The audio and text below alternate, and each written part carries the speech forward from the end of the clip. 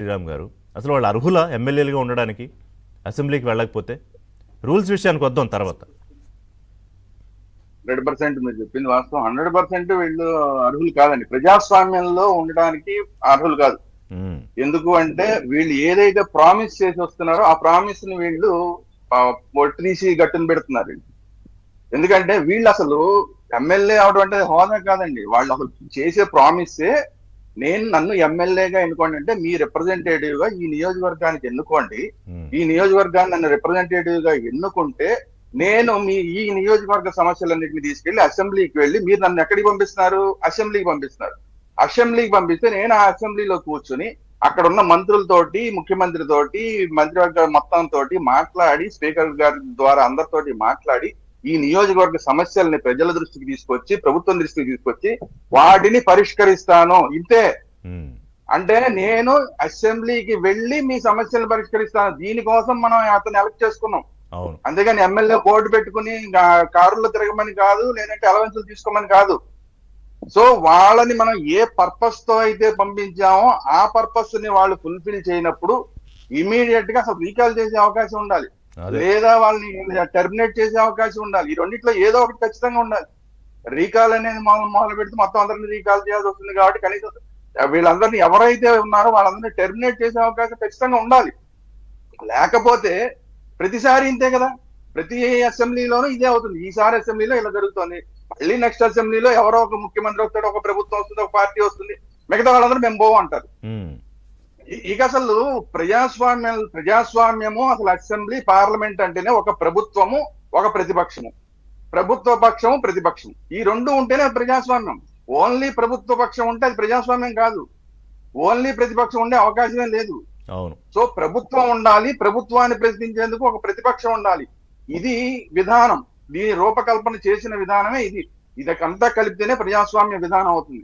ఇది లేకపోతే నియంతృత్వం అవుతుంది. ఓన్లీ ప్రభుత్వం కూర్చుంది అనుకోండి, అక్కడికి వెళ్ళి ఇంకా నియంతృత్వమే కదా. కాదండి శ్రీరామ్ గారు, జగన్మోహన్ రెడ్డి ఆయన ముఖ్యమంత్రిగా చేశాడు, ఎంపీగా చేశాడు, ఆయనకి తెలుసు కదా ఈ రూల్స్ ఏంటి, నిబంధనలు ఏంటి, స్పీకర్ డిస్క్రిషనరీ పవర్ ఏంటి, ఇవన్నీ తెలిసి కూడా ఇప్పుడు యాగి ఏంటి కరెక్ట్గా దాన్ని ఎట్లా అర్థం చేసుకోవాలి? అహంకారం తప్ప వేరే ఏది లేదండి. గతంలో కూడా చేశాడు, మీరు గుర్తుంటే 2014-19 మధ్యలో కూడా నేను ఈ అసెంబ్లీలో ఉండనని చెప్పి బయటకు వెళ్ళిపోయి నేను ప్రజల దగ్గరికి వెళ్ళిపోతాను అన్నాడు, ఏదో అన్నాడు, పాదయాత్ర పెట్టుకున్నాడు. అప్పుడు కూడా అసెంబ్లీకి రాలా. అంటే ఇతను ప్రతిపక్ష నాయకుడిగా ఉండడానికి ఇష్టపడ్డు. అధికారం ఉంటే నేను అసెంబ్లీలో ఉంటా, ముఖ్యమంత్రిగా ఉంటా, ప్రతిపక్ష నాయకుడిగా నన్ను పెట్టారా, ప్రతిపక్ష నాయకుడిగా ఉన్నప్పుడు కూడా నేను ఉండనని చెప్పి వచ్చాడు. ఇప్పుడు ప్రతిపక్ష నాయకుడు అవకాశం లేదు కాబట్టి నాకు ప్రతిపక్ష నాయకుడు అవకాశం ఇస్తానంటే వస్తా అంటున్నాడు. నిజంగా ఇచ్చినా కూడా కరెక్ట్ గా గుర్తు చేశారు మీరు. అవును, ఇప్పుడు నిజంగా కూడా ఒకవేళ ఉన్న అవకాశాన్ని ఉపయోగించుకొని స్పీకర్ గారు అతనికి ఇచ్చినా కూడా ఒక సెక్షన్ కు 2 సెక్షన్లుగా వస్తాడంతే. ఆ తర్వాత మళ్ళీ ఏదో ఒక వెంట పెడతాడు, చంద్రబాబు నాయుడు గారు నన్ను గిల్లారు, లేదంటే ఇంకొకరికి ఇచ్చారు అని చెప్పి బయటకు వచ్చేస్తాడు. అతనికి టోటల్ గా ప్రతిపక్ష హోదాలో అసెంబ్లీలో కూర్చోవడం ఇష్టం లేదు. అతను ఎప్పుడైతే నాయకుడిగా ఉన్నాడో అతనితో పాటు అతని అనుచరులను కూడా తీసుకెళ్ళడానికి ఇష్టపడట్లేదు. దీనివల్ల ఏమవుతుంది, అసలు ప్రతిపక్షం అనేది లేకుండా పోతుంది. ఇది ప్రజాస్వామ్యానికి మంచిది కాదు. ఇదే విధానాన్ని కనుక వైసీపీ కనుక కంటిన్యూ చేస్తే ఖచ్చితంగా ఈ రాష్ట్రంలో 3వ ప్రత్యామ్నాయం అవసరం అవుతుంది. మాలాంటి ప్రజాస్వామ్యవాదులందరం కూడా 3వ ప్రత్యామ్నాయం అవసరం. ఇతను ప్రతిపక్షానికి కూడా పనికిరాడు. ఈ పార్టీ ఉన్నా ఈ రాష్ట్రంలో లేకపోయినా ఒకటే, దీన్ని అసలు పట్టించుకోవాల్సిన అవసరం లేదు. ప్రజలు వీళ్ళకి ఓట్లు వేసి గెలిపించినా కూడా వీళ్ళు అసెంబ్లీకి వెళ్ళరు, మన సమస్యల మీద ప్రస్తావించరు. కాబట్టి మనకి 3వ ప్రత్యామ్నాయం అవసరం అని చెప్పి నాలాంటి వాళ్ళందరం కూడా 3వ ప్రత్యామ్నాయం వైపు ఆలోచించాల్సిన పరిస్థితులు వస్తాయి.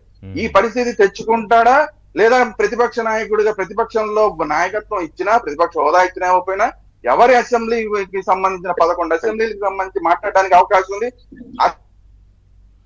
మీరన్నట్టు యాక్చువల్ గా అది అసలు ఇర్రెలవెంట్. ప్రతిపక్ష హోదా ఇస్తారా ఎవరా, అది స్పీకర్ గారి విచక్షణాధికారం.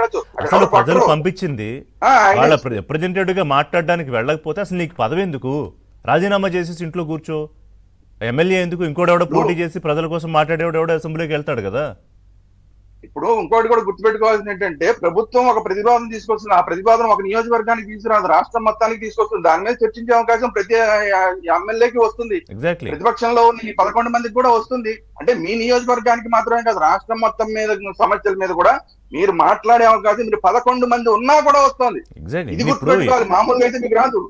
అవును, శ్రీరామ్ అంటే గారు బాగా ఇంత చెప్పారు. అద్భుతమైన ఒక్క నిమిషం, ఇందాక అవకాశాన్ని వెంకటేశ్వరరావు గారు ఉపయోగించుకోవడం. మూడో ప్రత్యామ్నాయం అన్నప్పుడు ఎందుకో ఒకలాంటి నవ్వు నవ్వారు వెంకటేశ్వరరావు గారు. So I want to know ఎందుకు మూడో ప్రత్యామ్నాయం అంటే ఆయన